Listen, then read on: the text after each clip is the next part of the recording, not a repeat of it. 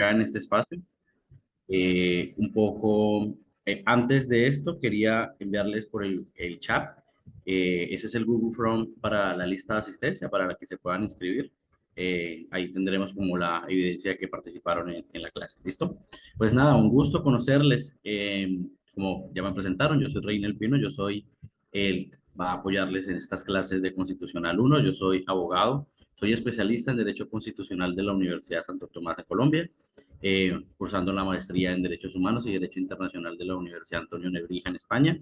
Tengo alrededor de 7 años trabajando en el sector humanitario. Yo trabajo con personas víctimas del conflicto armado y con personas con necesidades de protección internacional o refugiados.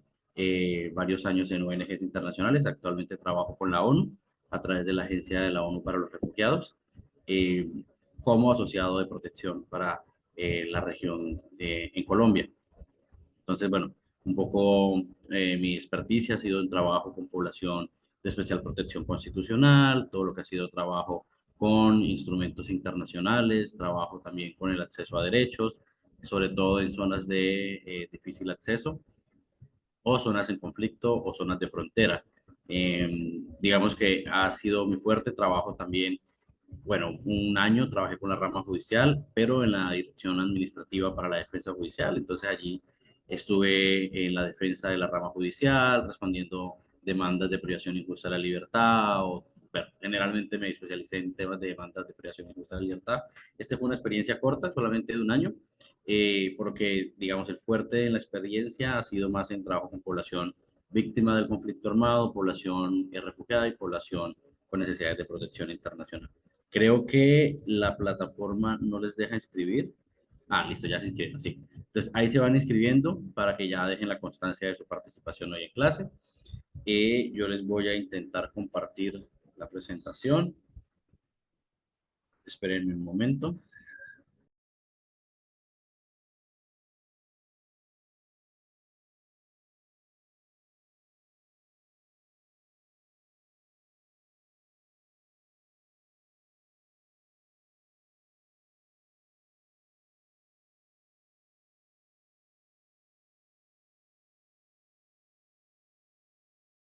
Tienes el audio apagado, George, por favor, para que lo prendas.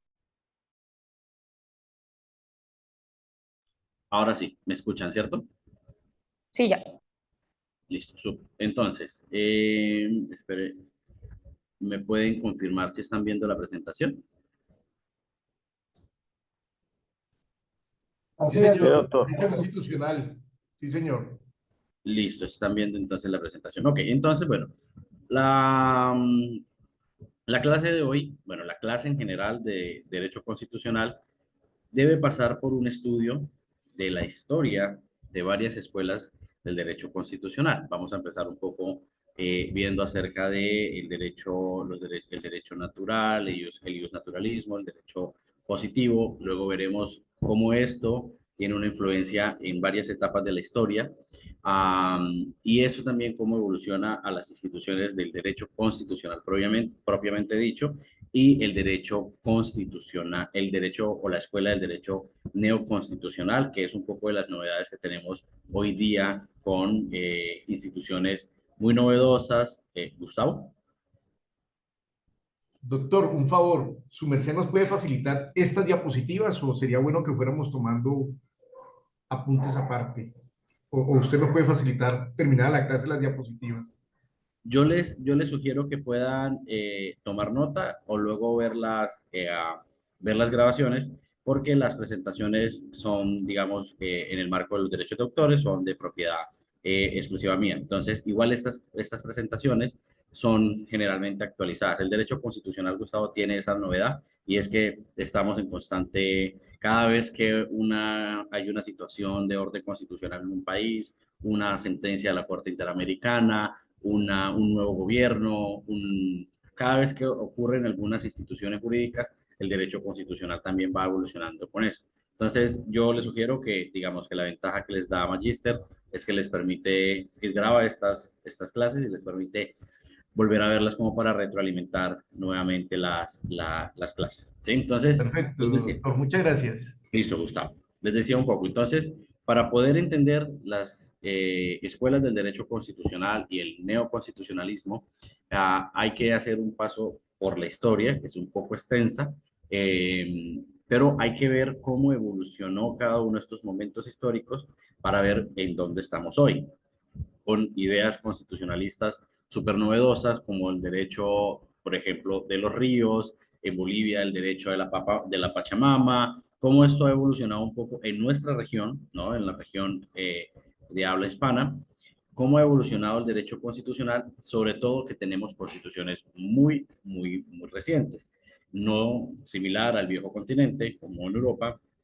Sus sistemas están en algunos mucho más antiguos, y los nuestros son mucho más modernos por ser estados mucho más jóvenes. Y por ende tenemos constituciones muy novedosas. Colombia ha tenido una cantidad de constituciones diferentes, pero hay unas similitudes en la región entre las constituciones mexicanas, la constitución colombiana, la constitución venezolana, la constitución boliviana, con algunas salvedades. Ahí es importante entonces que ustedes puedan dilucidar que cuando hablamos de derecho constitucional uno, hablamos de la universalidad del estudio del constitucional. Esto aplica en cualquier parte del mundo, porque la visión de las escuelas, la escuela constitucional no aplica a un solo país. Digamos que esto nos podría dar para análisis de estilos o formas de gobierno, si es una monarquía parlamentaria, si es un parlamento exclusivo, si es un sistema presidencialista, si es un Estado unitario, centralizado, federalista. Esta discusión la vamos a ver en la medida en la que vamos a analizar cómo evolucionaron, cómo en Estados Unidos se idean un estilo de gobierno federalista,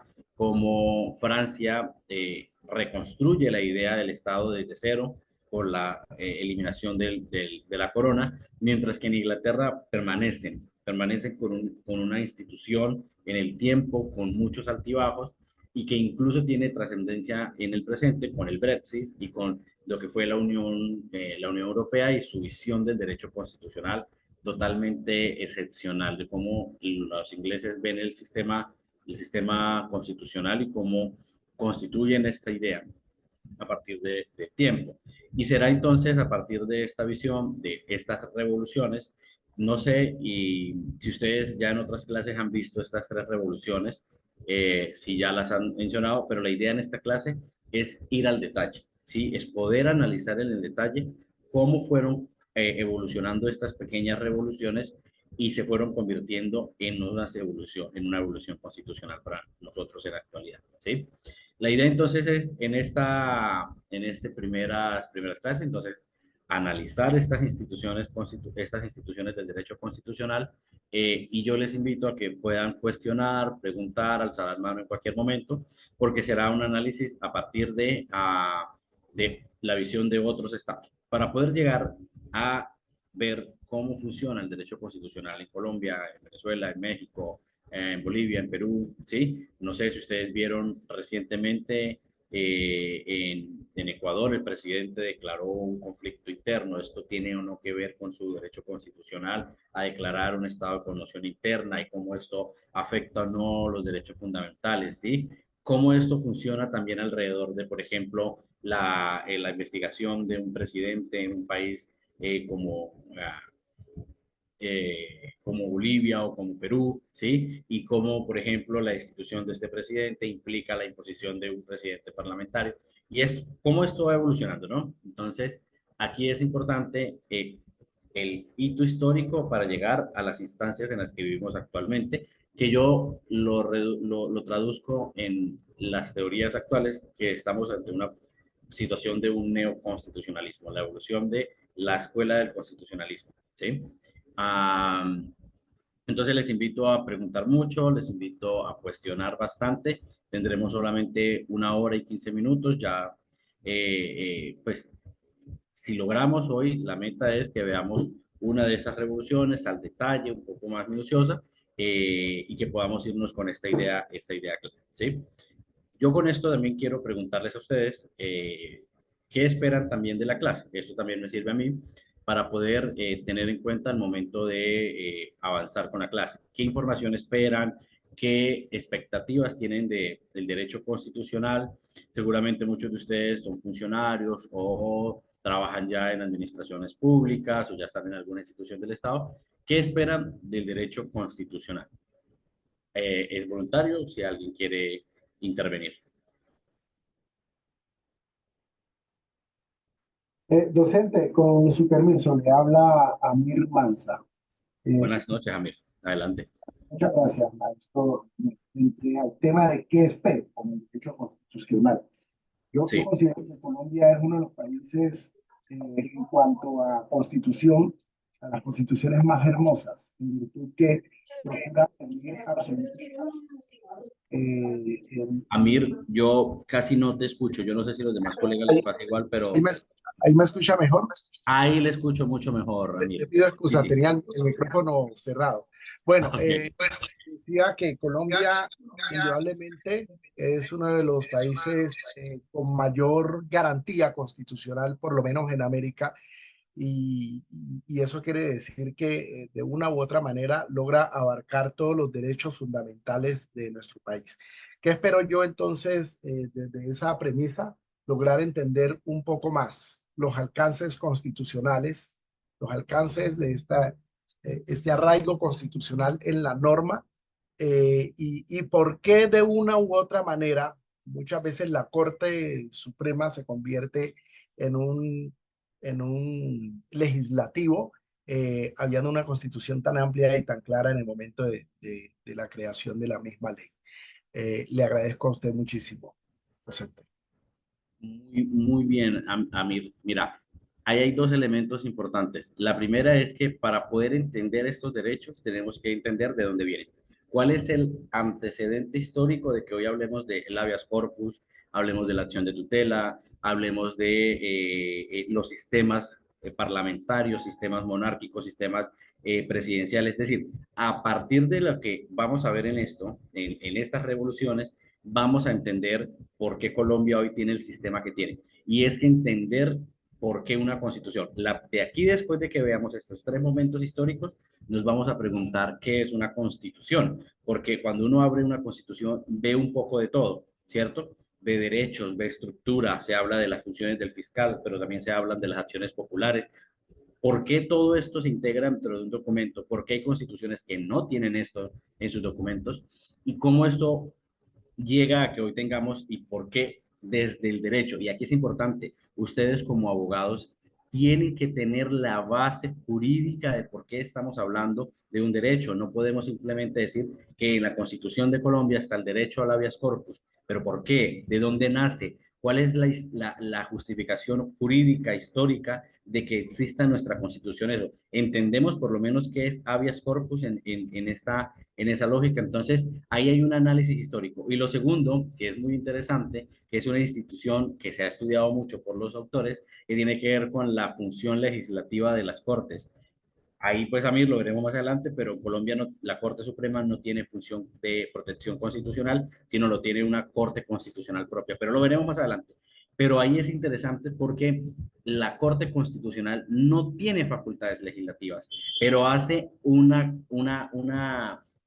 utiliza una figura jurídica que es el control constitucional y a través del control constitucional amplía los derechos y ahí entra el neoconstitucionalismo. ¿Por qué estamos hablando de que si una constitución como Colombia ya contiene normativa, ya contiene un bagaje, unos derechos, por qué la Corte amplía y toma otros derechos? Y ahí hablaremos de los derechos por conexión. Ya iremos más adelante, ya lo hablaremos, ¿sí? Pero partiremos de por qué de dónde nace toda esta historia del derecho constitucional. No sé si Juliet o, bueno, me parece como Lenovo, ¿quién alzó primero la mano? Docente, muy buenas noches. Soy Julieta Jiménez. Hola Julieta, ¿cómo estás? Muy bien, sí, señor. Muchas gracias. Docente, ¿qué espero yo de esta materia? En realidad me tiene muy inquieta porque, pues, parte de lo que yo espero, usted lo acaba de nombrar, que es estudiar acerca de la Constitución y su importancia, aprender exactamente, pues, el concepto, la función de la norma suprema del Estado, toda la estructura. Y si hablamos de derechos, pues habríamos, de pronto está la inquietud de derechos fundamentales como las libertades o lo que nos garantiza a nosotros la Constitución, a nosotros los ciudadanos. Ejemplo, la libertad de expresión, cómo nosotros de pronto reclamar esa libertad de expresión, porque de pronto desconocemos los mecanismos para hacernos escuchar. Entonces, me parece muy importante porque si bien tenemos las herramientas, muchas personas desconocemos de esas herramientas y el uso que le podemos dar. Muchas gracias, docente. Claro que sí, Juliet. Intentaremos, aquí es importante, ¿no? Hay un constitucional 1, un constitucional 2. Intentaremos en constitucional 1 ver historia, luego veremos un poco de la elaboración de estas escuelas de derecho constitucional e intentaremos por el tiempo ir a derechos fundamentales, para que en constitucional 2 y un poco para la expectativa ya veremos estructura, cómo se estructuran los estados a partir de sus constituciones. ¿Listo? Tal vez en términos de derechos fundamentales tendremos que también extender algunos a Constitucional 2. Pero aquí es interesante, vamos a ver un poco en esto lo que hablamos acerca de bloque, constitucionalidad, estas figuras súper novedosas del derecho del neoconstitucionalismo, pero lo vamos a ir viendo, ¿sí? Vamos a ir viendo eso, Julieta. Muchas gracias.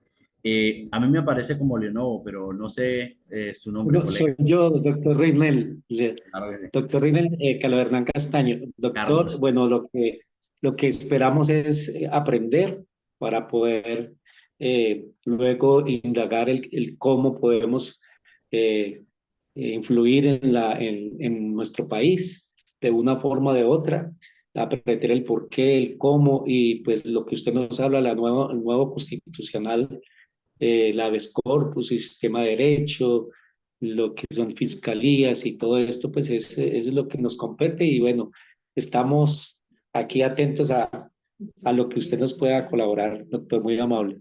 Claro que sí, Carlos. Un plus con esta clase es universal. Es decir, esto aplica desde la visión de lo que entendemos como la Constitución. Y esto, cuando se habla en términos de Estado, por lo menos los estados occidentales, ¿sí? Esto les aplica. Ahora, esto no podría aplicarse de la misma manera en, digamos, países asiáticos. Su visión del mundo en este caso podría cambiar. Este derecho constitucional corresponde a nuestra visión del mundo occidental. ¿Listo? Pero les va a aplicar para una Europa, les va a aplicar para América en su extensión. John, incluso en Norteamérica. John. Doctor, sí, escúcheme. Le Dos escucho luego, cosas. La John. primera, en la distribución de las ramas del poder público, sus funciones y demás, me imagino que lo vamos a ver en parte de la estructura del Estado. Me gustaría de pronto que se abarcara el tema también con una perspectiva sobre el tipo de Estado, aunque ya hay teoría del Estado, se va a ver teoría del Estado también con México, pero sería bueno para manejar ese tema de la estructura, ¿sí? De pronto la última semana, si usted lo tiene a bien, dedicar una clase a hacer de pronto ese paralelo en materia de estructura.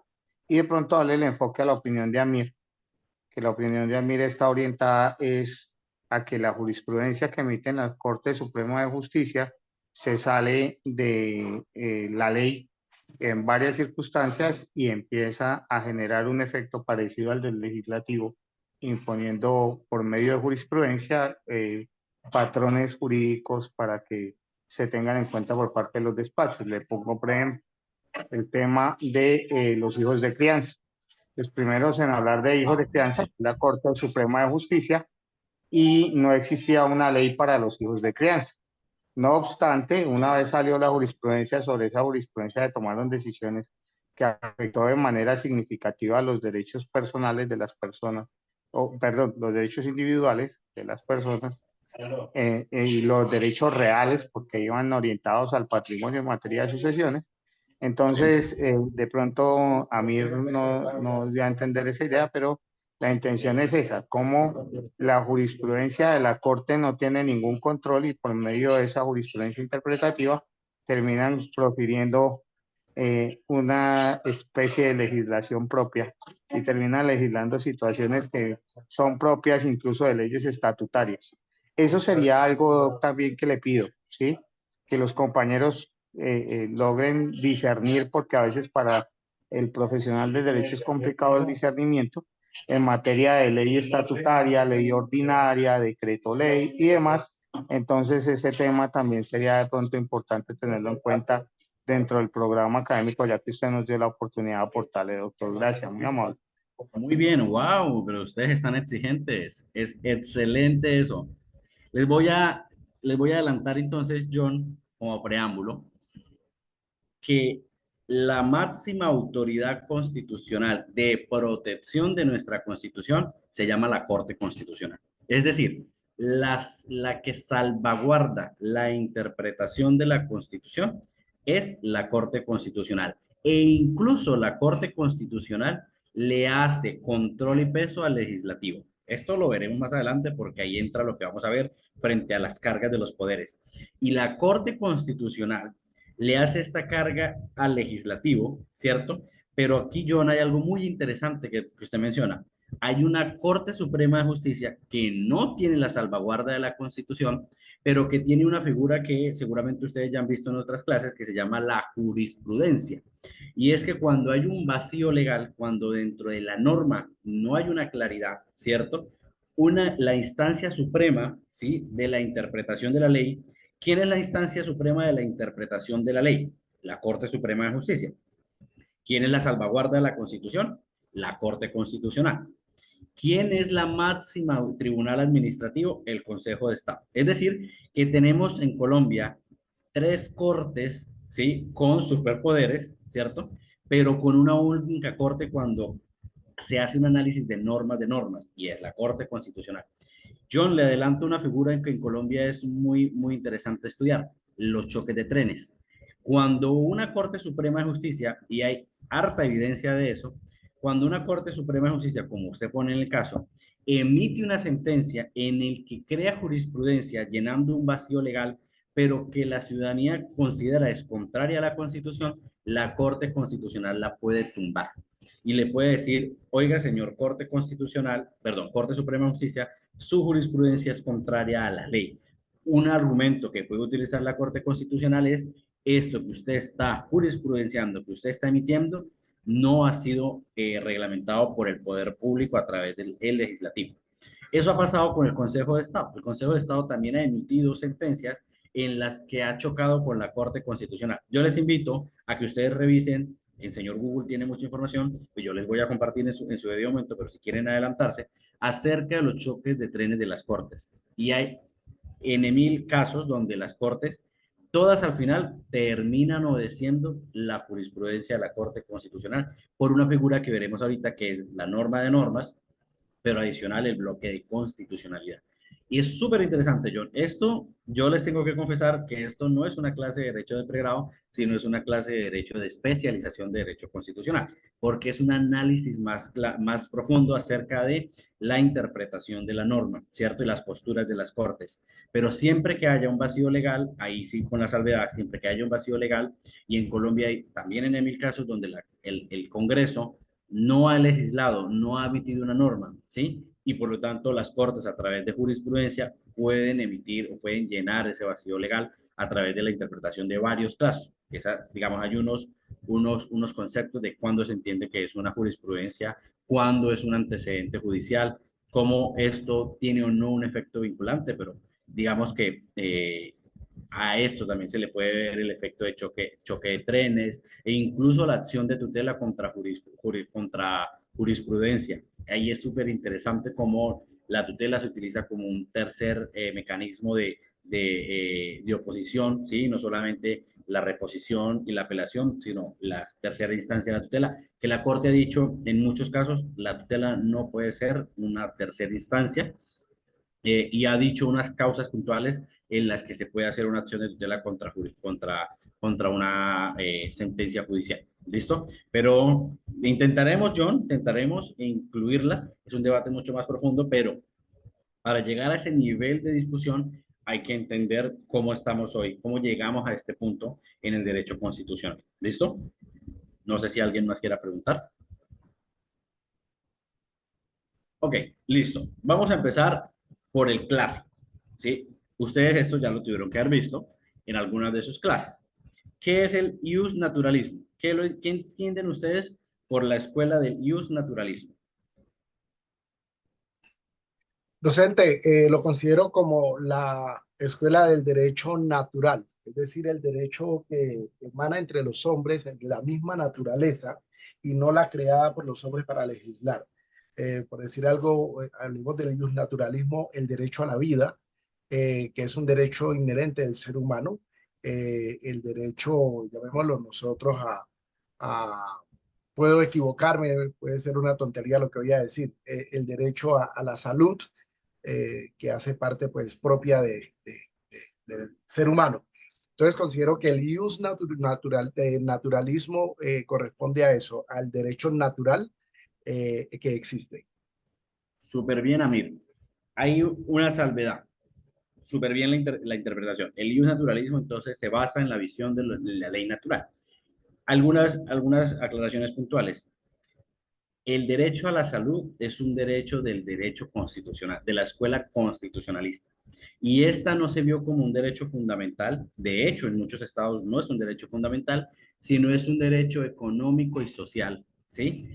Sino que en Colombia somos muy buenos en las interpretaciones y la Corte la convirtió en un derecho fundamental en conexión con la vida. Más adelante lo veremos. Pero el ius naturalismo es, como tú lo mencionas, Ami, la idea entonces del derecho natural. Ahora, esto tiene también varias escuelas, tiene varias ramitas de la escuela. Está el ius naturalismo clásico, ahí metemos a Sócrates, metemos a Platón, metemos esta visión de que hay un derecho, como Amir lo decía, que no es creado por el hombre, sino que viene de la naturaleza, ¿sí? Y esta es una visión mucho más de la idea, ¿sí? De los griegos, de cómo la naturaleza proveía algunos derechos a partir de los dioses. Y aquí es importante porque el ius naturalismo y digamos, una postura filosófica es que el cristianismo utilizó la idea griega de Platón y de Sócrates para fundar toda su escuela cristiana. A partir de allí, entonces, los griegos tenían la visión del derecho natural proveniente de los dioses. Entonces, por ejemplo, el hecho de procrear, el hecho de tener hijos, no era un derecho creado por los hombres, sino era un derecho creado por la naturaleza, el derecho de la procreación. Por eso le rezaban a dioses, ¿sí? A la diosa de la fertilidad que proveía este derecho natural. Ahora, el ius naturalismo evoluciona con el cristianismo, que toma, ¿sí? Todas estas ideas filosóficas, ¿sí? Sobre la idea, ¿sí? Del racionalismo que planteaba Sócrates y Platón para llevarlo a una idea cristiana, ¿sí? Ahí ustedes pueden ver entonces una idea del libre naturalismo a partir del bien y del mal, qué es bueno y qué es malo, qué es justo y qué es injusto. Y esta idea del libre naturalismo en la Edad Media se centra fuertemente entonces en de dónde proviene el derecho divino, ¿sí? Por eso es importante que en el medioevo se fundamentan entonces las visiones de la ciudad de Dios, con un clero, ¿cierto? Que proveía de verdad y consejo, ¿sí? Con una institución eclesiástica, ¿sí? Que proveía que era justo y con un rey que emanaba de él el poder absoluto de Dios, ¿sí? Esto es importante porque la visión del derecho constitucional con los ingleses rompen con esa idea. Y ya lo veremos ahorita, hoy mismo en esta clase. Pero esta visión del naturalismo está centrado para algunos tratadistas en la moral, pero no solamente en una moral, sino incluso en la moral cristiana. Algunos tratadistas lo relacionan más con el racionalismo, ¿sí? El racionalismo a partir de cuando estamos hablando de derechos que son inherentes al hombre, ¿sí? Y allí a partir de eso entonces encontramos en el medioevo ejemplos como por ejemplo la idea divina del rey, ¿cierto? Su poderío absoluto a partir de Dios, pero también la visión, ¿cierto? Del derecho al pago, al tributo, ¿sí? A la iglesia. Esto también tiene mucho que ver con cómo se evoluciona esto y cómo se enlaza entonces con la escuela del positivismo. Aquí es importante, el ius naturalismo y el ius positivismo van un poco de la mano, ¿sí? Y este ius positivismo se traduce bueno, en la teoría pura se habla de la codificación, ¿no? De el derecho. del derecho a partir de la creación del hombre y empiezan a partir ya de esta idea a constituirse derechos y deberes a partir de esta codificación. Ahí hablamos, por ejemplo, de los romanos. Hay unos tratadistas que mencionan que ustedes saben que en el derecho romano existía el ius gentis, que esos derechos que tenían las personas, las personas romanas, ¿cierto? Y quienes no eran romanos y quienes eran esclavos. Ahí habían unas categorías en términos de los derechos de las gentes. Y a partir de ahí, por ejemplo, los romanos reconocían que la esclavitud no obedecía al ius naturalismo, al derecho natural. Entendían que esta codificación de la esclavitud era una idea, era un derecho creado a partir del hombre y no era un derecho natural, ¿sí? Porque claramente el derecho inherente al hombre está en el derecho a la libertad, ¿sí? A partir de ahí, entonces, se crea el ius positivismo, que codifica entonces toda la estructura y parte de sacar ese subjetivismo que tenía el ius naturalismo para convertirlo en un derecho más objetivo. Y aquí entonces para nosotros es importante porque en esta historia entre el ius naturalismo y el ius positivismo lo podemos ver mucho mejor expresado en la Revolución Inglesa. La Revolución Inglesa tiene varios momentos. Nosotros veremos entonces en esta clase tres momentos realmente importantes para el derecho constitucional. Todo lo que tiene que ver con la Revolución Inglesa, la Carta Magna, no sé si ustedes han escuchado del señor Juan Sin Tierras, la Bill of Rights a partir de la Revolución Inglesa, allá ellos tienen, no sé, quería preguntarles de lo que ustedes conocen, ¿sabían ustedes que Inglaterra tuvo una república? Inglaterra durante un periodo específico fue una república, por ejemplo, pero tuvieron dos guerras civiles, tuvieron una república, una revolución gloriosa que no fue una revolución y luego se constituyeron en un estado de una monarquía parlamentaria. Regálenme un momento, por favor.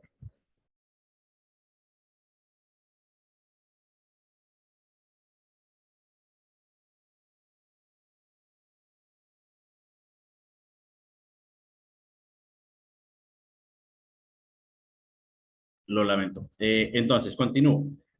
Y esta idea, ¿sí? Esta idea de la revolución inglesa tiene trascendencia incluso con el Brexit y con lo que fue toda la idea de la Unión Europea.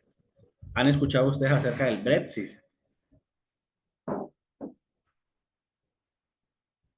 Sí, ¿Saben maestro, ustedes buenas qué es esta noches. figura del Brexit? Sí, Sí, Carlos. maestro, buenas noches. Es como una votación que se hizo el Reino Unido para salirse de la Unión Europea.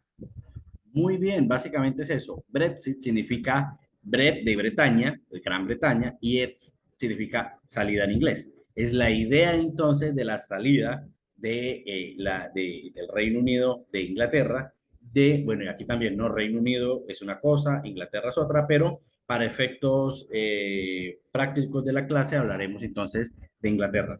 Y es la idea de cómo Inglaterra sale de esta idea de la Unión Europea, ¿sí? Pero tiene unas razones también arraigadas con el derecho constitucional. No es la única causa, hay otras causas derivadas de xenofobia, temas relacionados con trabajo, con muchas otras causas políticas, pero una causa de esto tiene que ver con la idea de una constitución escrita, que Inglaterra no ha tenido una constitución escrita, sino una sola vez en su historia, y con la Unión Europea se pensaba en una idea de constitución escrita.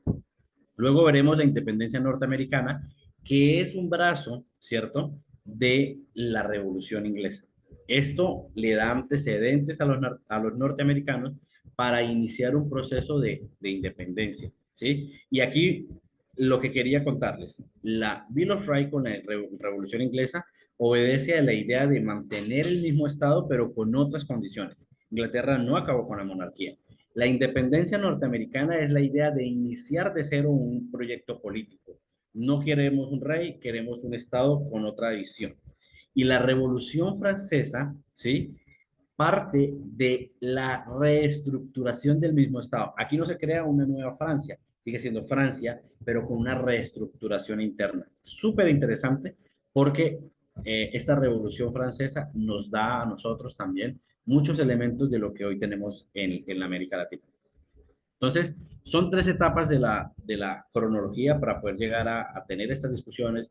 Luego hablaremos de la Segunda Guerra Mundial, todo lo que tiene que ver con el nuevo constitucionalismo, ¿cierto? Un Lafayette en Alemania hablando de qué es una constitución y cómo esto se posiciona entonces en el sistema actual. Entonces, iniciaremos con Inglaterra sobre la idea de revolución y la idea de un derecho constitucional que empieza a tener, si alguien quiere participar, ¿no? Ok. Que empiece entonces a dar esos pinitos del sistema actual. Esperen un momento, ahora sí. Entonces, Inglaterra, entonces, se entiende como un sistema monárquico absoluto.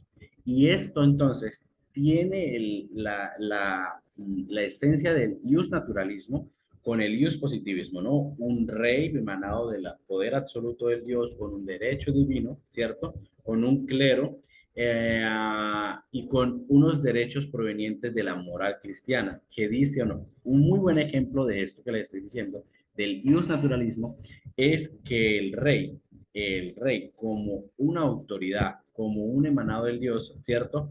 No puede divorciarse, no se puede separar. El matrimonio como una institución de la iglesia, ¿sí? No permitía en su momento el divorcio, porque esto, ¿sí? No estaba dentro de la moral del ius naturalismo.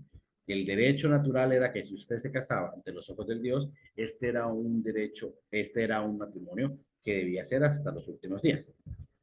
Y esta visión, entonces, se establece para mantener la visión del sistema legal más hacia el ius naturalismo, con algunos elementos del ius positivismo, donde empieza a tener algunos elementos codificados, pero no son objetivos, son más relacionados a la subjetividad de la moral cristiana.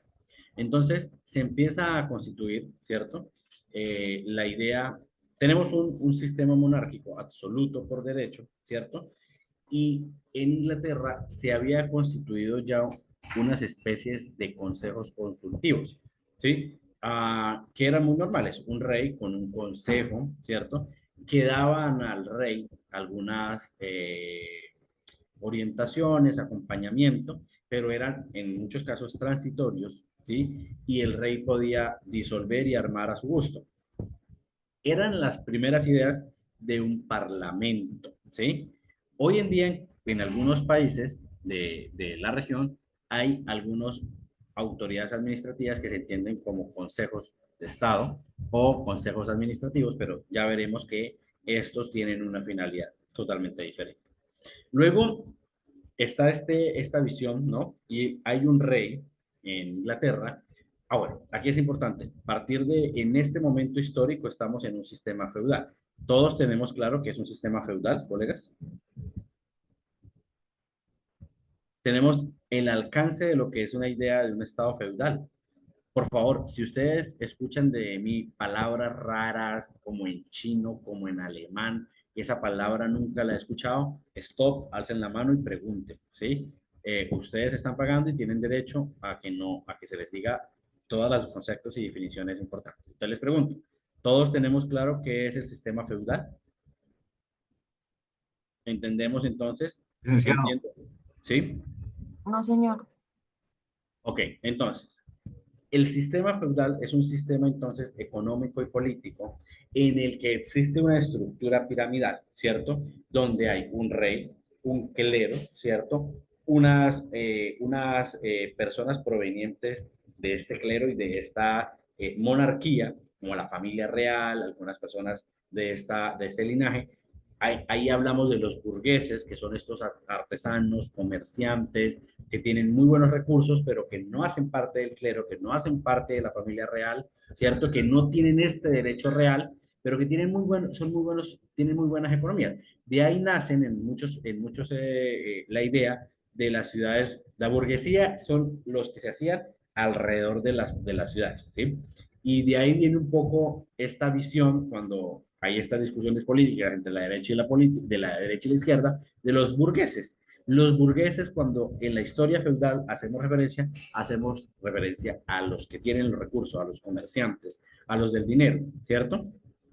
Y hay unos señores feudales, y estos señores feudales son personas a las que el rey les ha entregado la administración de la tierra, porque recuerden que el rey es la autoridad absoluta, es el dueño de la vida, el dueño de la tierra, es el dueño de todo. Pero el rey ha entregado la administración de estas tierras a unos señores feudales, y debajo de estos señores feudales hay unos vasallos. Son los últimos de la cadena, y estos señores vasallos ni son el clero, ni son familia real, ni son burgueses, no son comerciantes, no son señores feudales, no tienen la tierra, pero son los que la producen, son los que trabajan, son los que le dan el sustento y la comida al reino. Entonces, de ahí ustedes ya empiezan, esta no es una clase de instituciones políticas, jurídico-políticas, ¿sí? Pero ya ustedes empiezan a tener un poco de pinitos de dónde empiezan a nacer esas ideas acerca de la izquierda, la derecha, los conservadores, etc., a partir de una historia también un poco enlazada con el feudalismo, ¿no? Entonces, aquí en este momento de la historia, pues no sé si quedó claro para todos, es una definición muy rápida de lo que es el feudalismo, que requiere pero también muchas horas de estudio, pero es una idea muy rápida de lo que sería un sistema feudal. Un rey entregando a unos señores feudales la administración de la tierra, ¿cierto? Hay unos comerciantes, hay unos señores feudales. Aquí es importante, en muchos casos, estos sistemas feudales, el rey no tiene un ejército, sino que depende de los señores feudales, ¿sí? Que tienen la tierra, de la conformación de estos ejércitos. Yo sé que esto va a sonar muy raro, pero ustedes han visto Juego de Tronos. Es una idea muy parecida. Es un rey que llama a sus abanderados, a los señores feudales, cuando necesita de un ejército y lo conforma a partir de allí. Por eso, en esa época, las guerras siempre han sido costosas, pero allí empieza a tener una idea de lo costoso que es la guerra, porque a partir de allí el rey no tiene un ejército financiado desde lo público, sino que tiene que usar el erario público para pagarle a privados la conformación del ejército del Estado. Entonces, Juan se es llamado Juan sin tierras porque es un rey que no posee plata, no posee dinero, depende de los señores feudales, de los burgueses. Entonces, en este momento, Juan sin tierras, ¿sí? Sufre una pequeña revolución interna donde unos señores, ¿sí? Unos lores, que esto luego se va a convertir en la Cámara de Lores, unos lores se toman entonces, a través de la conformación de un parlamento, ¿sí? Se toman el poder, ¿sí? A través de las armas. Esto es una revolución armada. Pero aquí, ojo en este punto, ellos siguen, ¿sí? Bajo la visión de un rey, ¿sí? Que viene por la orden divina. Pero en este punto, lo interesante de este momento es que ellos elaboran un documento llamada la famosa Carta Magna, ¿sí? Y miren lo histórico, 1215. Y en esta Carta Magna, ¿cierto? Le piden al rey la concesión de unas libertades. Aquí no se hablan de derechos. Pero en este primer momento se empiezan a hablar, por ejemplo, de que el rey, para nuevos impuestos, debe pedirle este consenso al Parlamento. Ahí se conforman las cámaras de los lores, que son los señores adinerados, y la Cámara de los Comunes, que esta es más a través de lo que son las elecciones por el pueblo. Aquí es donde se habla que esta es la Cámara donde se permiten hacer elecciones populares. En su momento todavía no se hacía y esta era conformado por líderes que no hacían parte de esta idea feudal de los señores. Más bien estaban allí los burgueses, ¿sí? Los lores, el clero, la familia real, personas que tenían alguna conde, lord, ¿cierto? Mientras que los comunes estaban más relacionados a artesanos con dinero, a burgueses, comerciantes, ¿sí? Y aquí entonces, esta primera idea del rey no tiene un poder absoluto. El rey debe consensuar con un parlamento, con dos cámaras, sobre todo el tema de impuestos, sobre todo y lo particular de esta Carta Magna, se hace referencia a la libertad física de los señores. Y acá entonces el rey no puede expropiar, no puede expulsar gente del reino, el reino puede cobrar impuestos sin antes pasar por el parlamento. Luego tenemos a un famoso rey, en esta misma idea, que ustedes creo que vieron la película, que es el famoso rey Enrique, ¿cierto? Con su señora esposa Ana Bolena. Y aquí se corta un poco la idea aquí se rompe la idea de la moral cristiana. En este momento, no sé si ustedes vieron la película, que es una muy buena película, que daban como 5 veces el TNT fin de semana. Esta idea, este rey Enrique tiene una esposa constitucional por la iglesia, se casan, ¿cierto? Y esta esposa no le da hijos legítimos varones, sino que le da puras hijas al rey Enrique. El rey Enrique, a través de un entramado familiar, ¿sí? Termina un poco enredado en la cama de Ana Bolena. En este momento, el rey desea separarse de su esposa, ¿cierto? Pero la Iglesia Católica no lo permitía, no era natural, no era moral. Sí, ahí un poco se empieza a entender qué es el naturalismo. No es moral, no es natural el divorcio. Lo natural es el casarse, no el divorciarse. Esto genera entonces un rompimiento de Inglaterra con la Iglesia Católica. Y acá el rey Enrique funda la Iglesia Anglicana, la Iglesia de Inglaterra, con una visión, ¿sí? Donde el rey es la máxima autoridad de la Iglesia Anglicana y se separa, por ende, de la Iglesia Católica. Y aquí él, como es la máxima autoridad de la Iglesia Anglicana, decreta que el divorcio es parte del derecho natural. Y se divorcia y se casa con la señora Ana Bolena. Y aquí la pregunta, ¿por qué luego, ¿sí? Asciende al reino Isabela, hija de Ana Bolena y del rey Enrique, cuando Ana Bolena tampoco tuvo hijos varones, ¿sí? En teoría, debió haber ascendido una de las primeras hijas de Enrique. La clave está con que Enrique, ¿sí? Su última esposa legítima fue Ana Bolena. Por lo tanto, su heredera legítima es Isabela. Luego de Ana Bolena, el rey Enrique eh, también tiene otras concubinas, pero estas no son esposas legítimas. Por eso no se entiende que la única heredera legítima por el matrimonio sería Isabel. Y asciende al trono Isabela, que es la hija de Enrique, y aquí es una etapa muy bonita de la historia inglesa, porque es lo que entendemos como la era isabelina. Y es una época en la que se resalta todos esta solemnidad, los protocolos, en la instancia de cómo funciona Inglaterra a partir de una reina que le da un estatus al Estado. Oh sorpresa, Isabela muere y muere sin un descendiente, ¿sí? Luego entonces, aquí viene un momento interesante. Viene el momento de la lucha entre la Iglesia de Inglaterra, ¿cierto? Con Jacobo I y Carlos II, que son también entonces herederos a la corona, a partir entonces de la discusión de quién tiene el derecho, ¿cierto? A la corona. Si Isabela muere y no hay un heredero legítimo, ¿quién debería gobernar Inglaterra? Se decide entonces, ¿sí? Que Carlos I, ¿sí? Tenía el derecho divino de los reyes en el absolutismo, ¿cierto? De ser el rey de Inglaterra.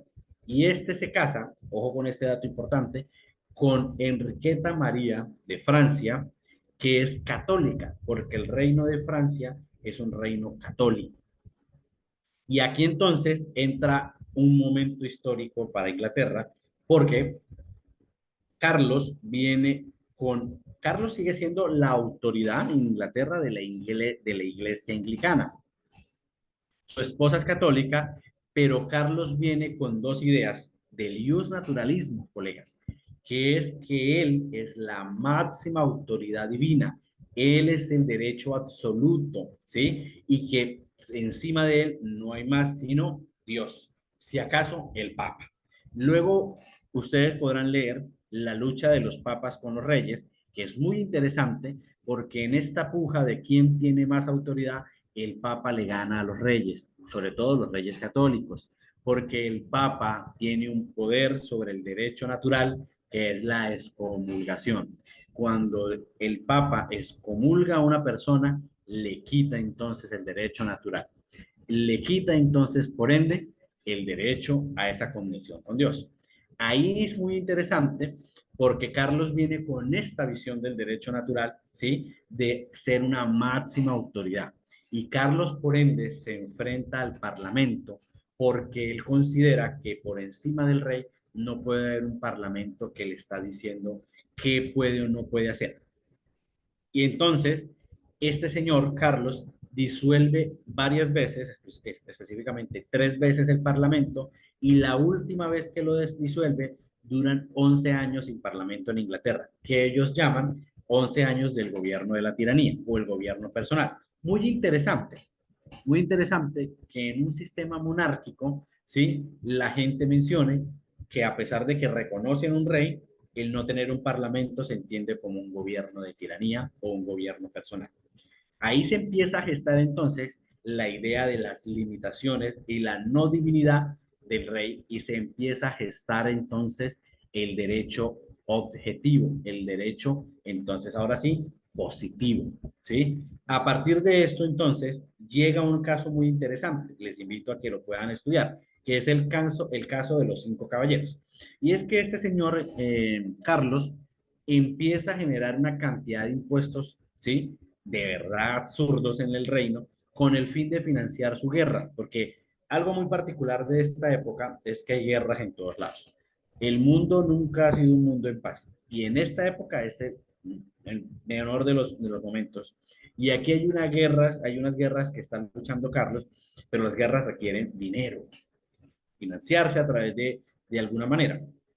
Y para poder lograr esto, el rey empieza a recaudar más y más impuestos. Y quienes no contribuyan serán puestos en prisión. Allí se considera que se cree y se gesta, ¿sí? El caso de los 5 caballeros, porque el rey apresa a 5, ¿sí? De los caballeros más prestigiosos de Inglaterra. Y toca entonces la fibra de los que tienen, primero, raíces de la realeza, pero adicional a eso, los que tienen el dinero, la plata para financiar la guerra. Y ahí entonces se constituye el habeas corpus, digamos que en la Carta Magna ya se hablaba un poco del derecho a la libertad, pero en este momento en Inglaterra se interpone a favor de estos 5 caballeros la solicitud del habeas corpus, que es la idea de la libertad del cuerpo, ¿sí? Y a partir de allí entonces se pide al rey que se les dé la libertad automática por no existir un juez natural que los sancione y porque la ley no es equiparable a la imposición de la libertad y no hay un proceso justo para ellos. Y a partir de entonces, los señores, ¿sí? En 1628 hacen una petición de derecho importantísimo, ¿sí? Porque, ojo, ¿cuál es uno de los mecanismos constitucionales más usados en Colombia hoy en día? Entre el derecho y de petición y la tutela se la están luchando. Pero miren cómo en este momento histórico se habla del derecho, se habla de la petición de derecho. Y aquí hay una particularidad, y es que ellos lo llaman petición de derecho. Primero, pues una petición. Es la solemnidad del reconocimiento del rey. Le estamos diciendo, señor rey, que aún te reconocemos como una autoridad, ¿cierto? Pero le estamos solicitando derechos, ¿sí? Que usted no puede sobrepasar. Es interesante cómo aquí entonces la petición de derecho se enlaza un poco a nuestra visión del derecho de petición y es una solicitud formal, respetuosa para la protección de un derecho reconocido. Miren, esto no nos lo inventamos nosotros. Nosotros no nos inventamos el derecho de petición. En 1628 existió la idea de la petición de derechos. Y acá entonces, lo que piden estos señores al rey entonces es que había que definir mucho mejor el poder real del rey, ¿cierto? Para poder limitar. Aquí esto queda, ahí les estoy mostrando al lado derecho. Esta es una copia de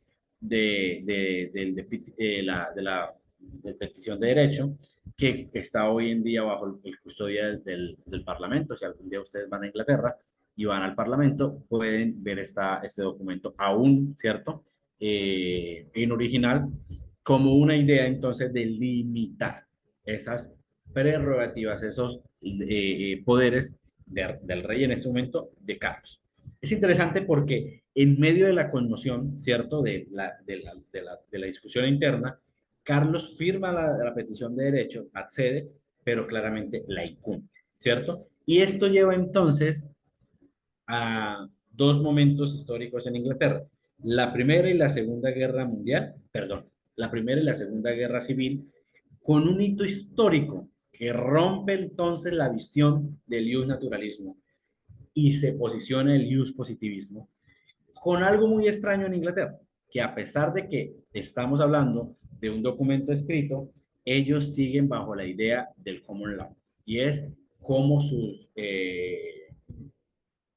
estructura legal se componen a partir de mecanismos no escritos, que, digamos, interesante y luego va a tener repercusiones en el futuro. Pero en este momento de la historia, Carlos, ¿sí?, un opositor al reconocimiento del Parlamento, de los derechos, ¿cierto?, se ve enfrentado entonces a dos guerras civiles que lo llevan a perderla. Carlos pierde la guerra y ocurre este hito importante. Los señores, ¿sí?, juzgan al rey y lo condenan por alta traición.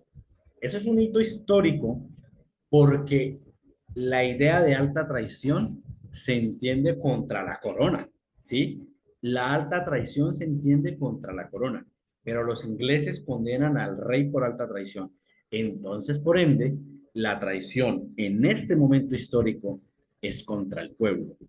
Y entonces evoluciona.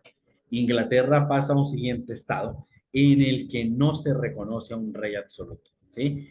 Y por ende, el rey está supeditado por la mayoría, por la gente, ¿cierto?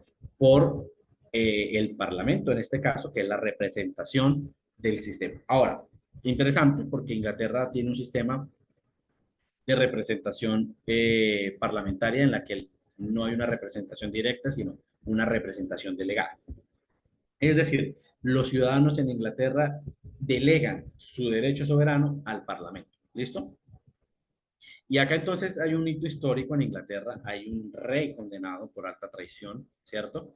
Y se establece una república en Inglaterra, que digamos ellos lo llaman la mancomunidad, que es digamos, el nombre que ellos le ponen no es república, sino que le llaman la mancomunidad. Hoy todavía usted puede escuchar acerca de la mancomunidad, pero en su momento la idea de mancomunidad es las mismas connotaciones de una república. Se crea entonces un Consejo de Estado que ejerce el Ejecutivo. Este Consejo de Estado no es el Parlamento, sino es un consejo en el que hay varios representantes elegidos por el Parlamento que se rotan, ¿cierto?, el poder ejecutivo, que se rotan la presidencia, por así mencionar. Ellos no le llaman presidente. En este momento la figura de presidente no existe, sino que se rotan el ejercicio ejecutivo, ¿cierto? Y es el primer momento en el que Inglaterra tiene una constitución escrita. Ahí llega un señor que es un comandante inglés, Oliver Cromwell, que se declara, y miren lo particular de los ingleses, se declara protectorado, protector de la República. Ya rompe con el Consejo de Estado, rompe con ese ejecutivo rotativo y se impone nuevamente una visión de una única persona. Slash, aquí para que ustedes tengan una nota. A Oliver Cromwell, el pueblo inglés le pide que se proclame rey. Muy paradójico. Esto quiere decir entonces que el pueblo inglés sí está a favor de la figura de la monarquía. Oliver Cromwell no acepta esta posición, pero el protectorado se lo delega, se lo hereda a su hijo.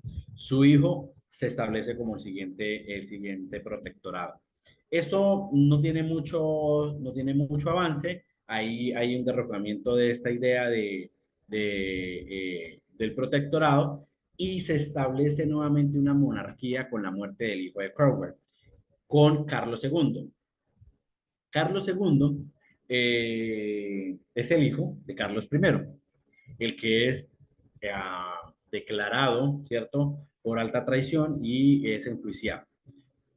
Carlos II llega a la corona, ¿cierto? Y ahí tienen también nuevamente la discusión entre el catolicismo y la idea de la iglesia anglicana. Todavía hay esa discusión interna sobre cuál debe ser el futuro entonces de la iglesia en Inglaterra. Carlos II, ¿sí? Muere y asciende su hermano Jacob II, y Jacob II es católico. Es el primer, único y último rey católico que tuvo Inglaterra. Hasta el momento no ha habido otro. Y este Jacob genera toda una conmoción al interior de Inglaterra, ¿sí? Porque nuevamente se acerca, se huele, se siente, se presiente que viene nuevamente la idea de la monarquía absoluta, ¿sí? Y ahí los ingleses se ponen alerta, especialmente el Parlamento. Dice, bueno, aquí nosotros no podemos volver a esta idea de un rey monárquico, ¿sí? Ya tuvimos una república, no nos fue bien, un protectorado que fue perfecto, pero no se pudo convertir en rey, pero no podemos volver a la idea de una monarquía absoluta. Entonces, esta gente, y aquí yo se lo resumo muy rápidamente, pero esta gente se inventa una revolución gloriosa. Y ojo, para muchos teóricos esto no fue una revolución ni gloriosa, ¿sí? Fue una idea, ¿sí?, de poder manipular al interior cómo establecer el Estado, porque no hubo un levantamiento popular, no hubo un levantamiento espontáneo de la gente para cambiar el sistema. Simplemente los señores adinerados en Inglaterra pudieron usar una estrategia a través de la guerra, que hubo enfrentamientos, para derrocar a Jacob y poner entonces al señor Guillermo de Orange de Holanda, quien era el esposo, ¿sí?, de la hija de Jacob. Entonces, ahí lo unen. La hija de Jacob tiene el derecho de la realeza, ¿cierto? Pues entonces, pero ella, no queremos que ella mande, no queremos que ella sea la reina, sino que venga Guillermo. Y a Guillermo lo financia. Incluso Guillermo mmm, llega desde Holanda a Inglaterra, ¿sí?, para poner el nuevo sistema de monarquía. Y aquí hay una negociación entre el Parlamento y Guillermo para definir cuál va a ser el futuro de Inglaterra. Interesante porque es lo que tenemos hoy en día. Y allí entonces se establece un sistema de monarquía parlamentaria donde el rey no tiene un poder absoluto. Y aquí es entonces como en este momento histórico se crea la figura del Bill of Rights, que también es el documento que ustedes están viendo al lado, es una copia exacta que hay allí también en el Parlamento. Y esta carta establece los principios del Parlamento. Ya, le da este poder parlamentario, lo crea, lo constituye, ¿cierto? A través de elecciones libres. Ahí es donde el sistema de representación popular, ¿cierto? Y genera unas libertades de expresión dentro del Parlamento, que es lo que ellos llaman el privilegio parlamentario. El Parlamento puede, ¿sí?, a través de su libertad de expresión, decir lo que piensa del rey y de la monarquía. Y por eso una de las cosas muy interesantes del Parlamento es que el Parlamento, cuando, digamos, tengan la oportunidad de ver cómo funciona, más como al detalle, o incluso ver un video, hay momentos donde los parlamentarios se discuten, ¿sí? Y se dice cosas, le dicen cosas a los primeros ministros. Y es la idea del Parlamento sí es una idea donde haya una confrontación, no armada, pero una confrontación de ideas. Entonces, ahí se crea entonces un parlamento con una libertad, con unos privilegios parlamentarios, ¿cierto? Y se incluye el acuerdo de que no existe impuesto sin el acuerdo del Parlamento. Y esto, señores, es la clave de la Revolución Americana. Esta es la clave de la Revolución Americana. No hay impuestos sin acuerdo con el Parlamento. Y ya lo veremos, ya lo veremos cuando hablemos de la Revolución Norteamericana. Entonces, se establece entonces que el rey no puede hacer impuestos, no puede crear impuestos sin acuerdo del Parlamento, ¿sí? La libertad de interferencia del gobierno, y acá, importante, A partir de este momento, el rey, la reina, la monarquía se vuelve jefe de Estado y deja de ser jefe de gobierno. ¿Quién me quiere decir cuál es la diferencia entre uno y el otro? Porque nadie pregunta. Asumo que todos saben cuál es la diferencia entre ser jefe de Estado y jefe de gobierno.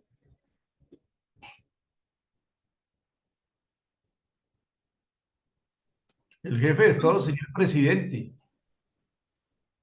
y el jefe de gobierno sería como el del Parlamento. Ok, gracias, Gustavo. ¿Alguien más quiere mencionar?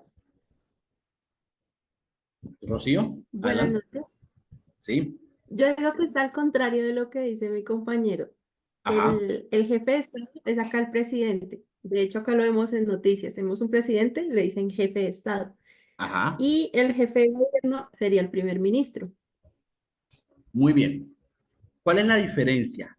¿Cuál es la clave de la diferencia acá? El jefe de Estado representa la unidad. La unidad. ¿Qué es el Estado? Empecemos por ahí. Esto parece que hay que recordar un poquito. ¿Qué es el Estado? ¿Sí? El Estado son todos los elementos del poder, ¿sí? Presentes. Y estos son la visión de lo que el Estado representa a partir de el Estado es la tierra, el suelo, el subsuelo, el cielo, el espacio geoestacionario, el mar, la plataforma continental. Pero el Estado también son las personas, todos los que nos incluimos, ¿cierto? Dentro de la visión del Estado. Son todos estos elementos constituyen tanto física, terrestre y materialmente, lo entendemos como Estado. Culturalmente, por ejemplo, las culturas, la idiosincrasia, eso es el Estado, ¿cierto? El jefe de Estado representa la unidad, representa la identidad del Estado, ¿sí? Por eso se entiende que el jefe de Estado nos representa también de forma internacional, representa la política internacional, mientras que el jefe de gobierno representa la autoridad que ejerce a través de algunas acciones como la ley y como la coacción, ¿sí? El jefe de gobierno, por ejemplo, es la autoridad militar, es, por ejemplo, la autoridad policial, es, por ejemplo, el que ejecuta las leyes, es el que hace cumplir la norma, ¿cierto? Nuestro sistema y el sistema mexicano y el sistema venezolano tiene un sistema en el que el presidente es jefe de Estado y jefe de gobierno. Escuchen muy bien, en Colombia, si ustedes abren la constitución política, dice el presidente es jefe de Estado, jefe de gobierno, y en Colombia, como somos novedosos, le pusimos otra figura, máxima autoridad administrativa. Y eso representa el ejecutivo. Mientras que en los sistemas parlamentarios de monarquías parlamentarias, a la monarquía se le dio solamente el ser el poder del jefe de Estado. Es decir, el rey representa la unidad de Inglaterra y representa a Inglaterra afuera, representa a Inglaterra. Si hay una convención, si hay una reunión, si hay, el rey va a representar a los ingleses, ¿cierto? Pero no es jefe de gobierno, no tiene cómo, no puede. Por eso allá se inventaron un primer ministro. Y ahí entonces clave que el ejecutivo es compartido entre el rey y el parlamento. Por eso el parlamento europeo, el parlamento inglés, perdón, no es como el Congreso nuestro, no es igual. Ellos sí son legislativos, se hacen leyes, pero adicional ellos tienen funciones ejecutivas. Por ejemplo, el Parlamento nombra al primer ministro y el primer ministro recibe órdenes del Parlamento. Es el Parlamento a veces incluso el que le nombra sus otros ministros. El ministro de Cultura, el ministro de Defensa, el ministro de se los elige el Parlamento. Entonces el primer ministro como jefe de gobierno, ¿cierto? Le rinde cuentas al legislativo. Por eso el Parlamento inglés no es igual a nuestro Congreso. No lo asimilen, no es lo mismo. Cuando ustedes le digan, es que el Congreso de Colombia, el Congreso de los Pueblos en México o la Asamblea Venezolana son como el Parlamento. No, señores, nunca más. Colombia no tiene un parlamento, México no tiene un parlamento, Venezuela no tiene un parlamento. Venezuela tiene una asamblea, ¿sí? Legislativa. México tiene una asamblea también, la Asamblea Nacional de los Pueblos. Nosotros tenemos un Congreso. El Parlamento lo tiene Inglaterra. También como cuando mencionan la Carta Magna colombiana. No, señores, nosotros no tenemos Carta Magna. La Carta Magna es un documento en que limita la autoridad del rey a través de unas concesiones. Nosotros tenemos una constitución. ¿Listo? Entonces, este documento, ¿cierto? Le transfiere, ¿sí? A libertades al gobierno. Crea un sistema de gobierno parlamentario.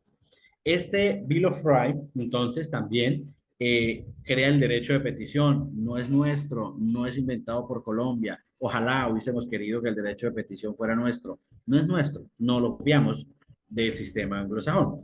Como la tutela, no la trajimos del sistema alemán, ¿sí? Hay entonces un avance en la idea de en la petición de los derechos, ¿cierto?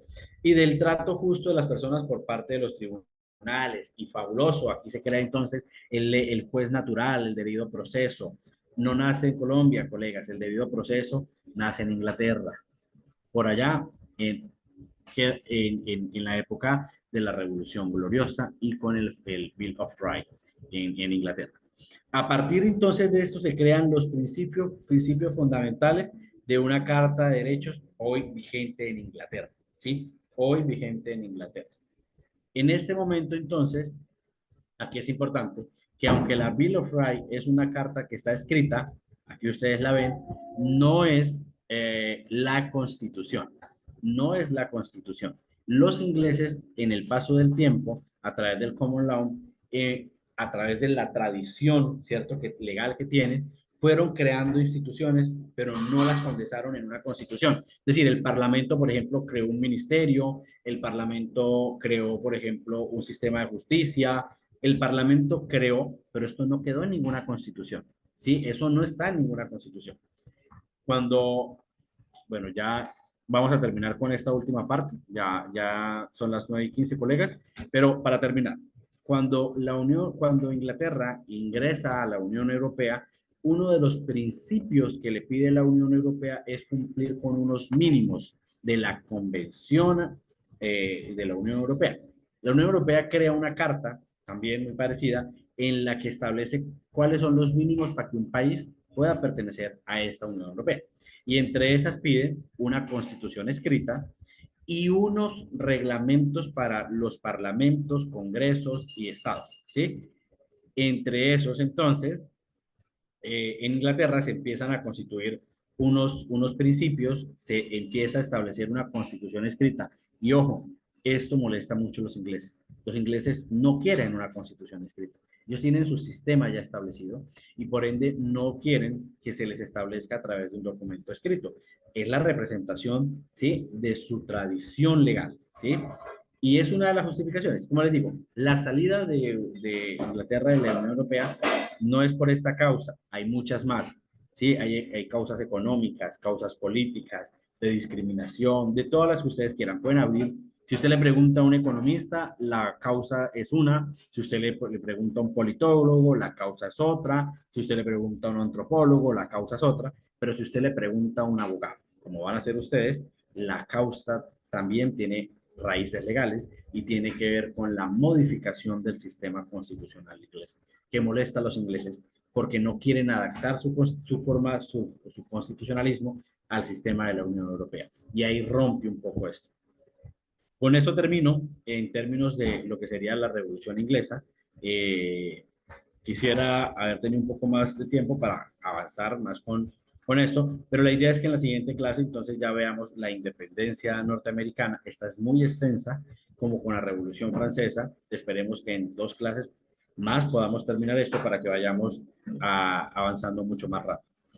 No sé si quieran aprovechar 1 o 2 minutos si tienen preguntas, porque fui muy rápido, sobre este momento histórico del constitucionalismo. Julieta. Profesor, muchas gracias. Tengo una pregunta, no sé si de pronto me adelante, pero hablando del Common Law, entonces, si Estados Unidos lo tiene, entonces el Common Law tendría la posibilidad de tener un jurado y también un juez en ese caso. Porque si Ok. nosotros no tenemos, aquí nosotros no tenemos jurados, sino que todo va a donde el señor juez a que tome la decisión. Pero en Estados Unidos, yo no sé si para la mayoría de los casos está con el jurado o si también tengan el juez, porque si ellos también tienen el common law. Muchas gracias. Gracias, Julieta. Ojo, el common law no es un sistema penal, es el sistema jurídico en el que los derechos, la estructura legal obedece a unas tradiciones no escritas, ¿sí?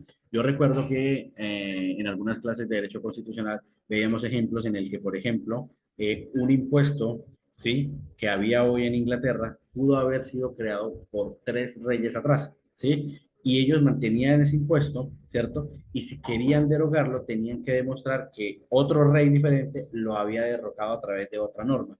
Es decir, la idea del common law obedece a que no se estructura a través de códigos. No es una visión jurídica como la nuestra, que usted quiere saber sobre derecho civil, va al Código Civil que compila todo el derecho civil, o quiere saber sobre el derecho penal, va al Código Penal que estructura todo el sistema penal.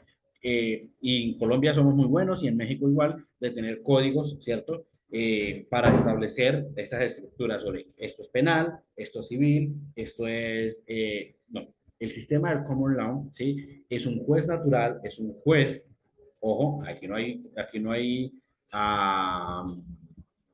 como, como unos jueces adicionales, sino un juez que a partir de la tradición, la historia legal, ¿sí? Toma esos antecedentes jurídicos para tomar decisión, ¿cierto? Pero no tiene que ver con el derecho solamente el penal. Por eso les digo, el derecho constitucional inglés, ¿cierto? Arraigado a common law, se reúne a partir de la tradición del parlamento, ¿cierto? Y las cámaras tomando decisiones frente a cómo ellos ven el Estado.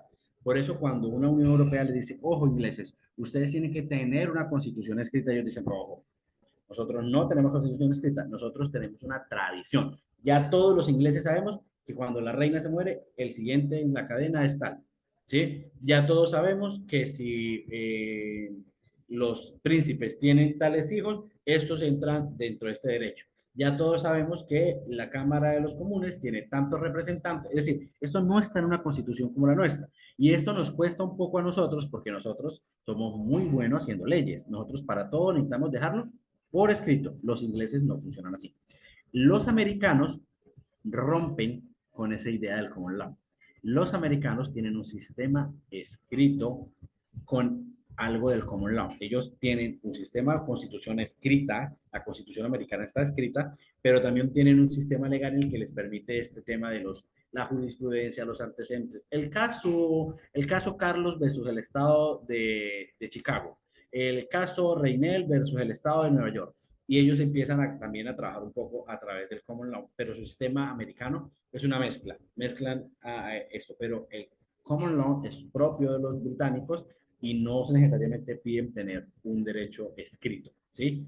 Se entiende por la tradición jurídica. No sé, Julieta, si con eso aclaré un poco lo tuyo. Doctor, muchas gracias, muy interesante. Fue mejor preguntar porque ahí ya entendí algo. O sea, Sí. definitivamente es cuestión de la monarquía, ellos se sostienen en su monarquía y ya entendí las cosas allí. Muchas gracias. Lo que hacen, Julieta, es limitar el derecho natural del rey, el derecho absoluto, y darle esa potestad al pueblo. Y dicen, ok, hay un rey, queremos una monarquía, pero una monarquía limitada. ¿Listo? Carlos, ¿cierto? Sí, doctor. En este Vale, caso, Ricardo. entonces, Colombia, ¿en qué sistema nos regimos? Tenemos de diferentes partes, ¿no? De pronto estadounidense, también alemán, chileno. Nosotros tenemos una influencia fuertemente francesa, fuertemente alemana y fuertemente americana. ¿Qué pasó con la Constitución del 91? Fue una asamblea constitucional, lo vamos a ver, veremos la séptima papeleta, veremos la asamblea constitucional, pero fue una asamblea muy juiciosa que recopiló varios factores del poder. Allí hubo gente de la izquierda, gente de la derecha, es desmovilizados del M-19, la Iglesia Católica, académicos, comerciantes. Es decir, la Constitución del 91 recogió una cantidad de posiciones, ¿sí? Por ejemplo, la Constitución habla del derecho, ¿sí? Social. Hay un derecho que está por encima, que es el derecho social, pero hay una norma que dice la propiedad privada en Colombia se respeta. Entonces, es dos visiones del mundo en que se concilian. Pero nuestro sistema recoge todo un poco, termina con un mix, y por eso cuando ustedes abren la Constitución, ojo, después de que veamos la Revolución Francesa, es obligación de esta clase tener Constitución en la mano. Eso es como los médicos. Un médico que vaya a clase de cirugía 1 y no lleve un estetoscopio y un bisturí, tiene que irse. Aquí tenemos que traer Constitución. Cuando terminemos de ver Revolución Francesa, Constitución en mano, colegas, para que podamos ir a la par de la Constitución. Entonces, cuando ustedes abren la Constitución de Colombia, tiene un primer capítulo que dice: Colombia es un estado unitario descentralizado, y empieza a crear una idea puntual de quiénes somos. Porque en este MIS tenemos monarquías absolutas, monarquías constitucionales, monarquías parlamentarias, sistemas presidencialistas, sistemas federalistas, totalmente interesante, porque Estados Unidos es esa visión, es una visión de un Estado con un presidente y con unos estados autónomos. Ya lo veremos más adelante. Pero Colombia es un estado central y unitario con un sistema presidencialista. Pero ya lo veremos, Carlos, no te afanes que vamos a ir adelante con esto. Pero miren lo interesante, la Revolución Inglesa nos empieza ya a hablar de derechos, ¿cierto? No son novedosos. ¿Quién dijo que el derecho de petición nació en el 91? El derecho de petición nació en 1212. Nació desde hace mucho antes. Y es a partir de esta visión que los norteamericanos revolucionan, que los franceses revolucionan y llega hasta las independencias de los pueblos americanos. Porque yo no me quiero limitar con Colombia, yo sé que ustedes todos aquí somos colombianos, pero no nos limitemos, el constitucional no se puede limitar a un estado, nosotros tenemos que ser ambiciosos porque el derecho constitucional abarca mucho más que un territorio, ¿sí? Y si usted le pone a este componente la Corte Interamericana de Derechos Humanos, que le dice a los países: oiga, reformule su constitución porque no se aplica la convención, ¡pah! Esta es una nueva revolución en la que en una instancia internacional, ¿sí?, le está diciendo a la soberanía de los pueblos qué debe hacer con sus propias constituciones. Una cosa súper interesante. Y en la meta entonces es que esta clase podamos ver control de constitucionalidad, ¿sí? Control de convencionalidad. Y veremos el control de constitucionalidad que tienen los jueces y el control de constitucional que tiene la Corte Constitucional. Y aquí todos los jueces en Colombia, todos los jueces son jueces constitucionales y tienen un deber de control constitucional. Aquí hay una cosa, y es que los jueces le temen un poco a ese activismo judicial, con mucha razón, ¿cierto? Porque seguramente puede tener a muchas entidades que lo quieran perseguir en términos de investigación disciplinaria, pero importante, aquí en Colombia existe también la figura del activismo judicial, y es que le piden a los jueces entonces ese control de constitucionalidad que lo puedan hacer. Ahí hablamos de control difuso, ¿lo han escuchado? ¿Han escuchado del control de constitucional? Eso, ya lo veremos más adelante, es toda una teoría pura del derecho constitucional. ¿Listo? Carlos, no sé si contesté tu pregunta. Muchas gracias, doctor. Muy amable. Super, Carlos. ¿Alguien más tiene una pregunta? ¿Quiere aprovechar este momento? Hablamos del derecho a partir de la revolución, derecho constitucional a partir de la revolución inglesa. Y estos elementos importantes para el futuro. Amir. Gracias, docente. Discúlpeme usted la impertinencia a la pregunta que voy a elevar. Generalmente siempre escucho hablar sobre la influencia de los conflictos que se presentaron en Inglaterra, en Francia y todos aquellos lugares, e incluso de los imperios que lograron gobernar los territorios y que influyeron en ellos. Sin embargo, a ello muy poco logro escuchar sobre el aporte que pudieron haber hecho los gobiernos, o más que gobiernos, los imperios africanos que gobernaron durante mucho tiempo también toda esta zona.